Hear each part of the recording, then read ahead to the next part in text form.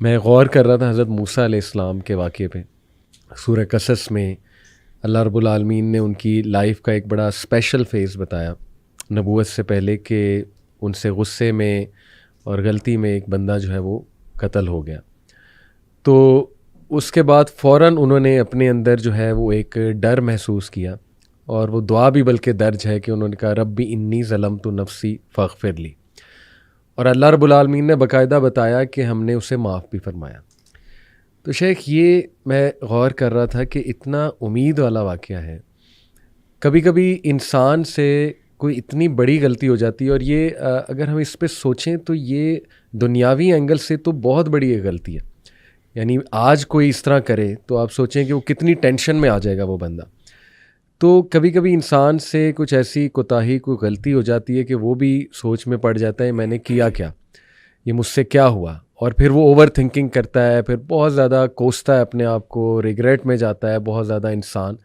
تو شیخ اس واقعے کو سامنے رکھتے ہوئے، ہیومن نفسیات کو سامنے رکھتے ہوئے کہ واقعی انسان سے گناہ ہو جاتے ہیں، غلطی میں، کوتاہی میں کچھ ایسا ہو جاتا ہے جو بہت کوئی بڑی چیز ہوتی ہے، پھر وہ اللہ سے معافی مانگتا ہے، اللہ معاف بھی کرتا ہے. تو یہیں سے میں سٹارٹ کرنے ہوں گا کہ موسیٰ علیہ السلام کے واقعے سے کیا کیا ہمیں سبق جو ہے نا وہ ملتے ہیں. بسم اللہ الرحمن الرحیم. دیکھیں، گناہ کرنا اور گناہ ہو جانا اس میں فرق ہے. صحیح. تو موسیٰ علیہ السلام نے گناہ کیا نہیں تھا، بالکل صحیح، بالکل صحیح. وہ ان سے ہو گیا تھا، ہو گیا.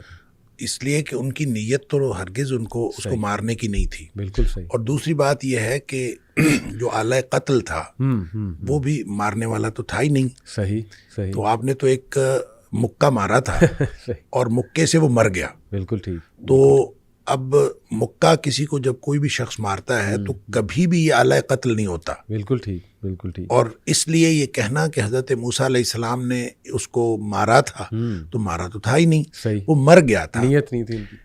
اس لیے جو ہے اس کو عمل الشیطان بھی کہا کہ انہوں نے کہا کہ یہ شیطان کی طرف سے تھا، صحیح صحیح. کہ یہ میری طرف سے نہیں تھا، یہ شیطان کی طرف سے. لیکن بہرحال انہوں نے رب انی ظلمت نفسی کہا، اللہ تعالیٰ سے معافی مانگی، اور اللہ تعالیٰ نے اس کو معاف کر دیا.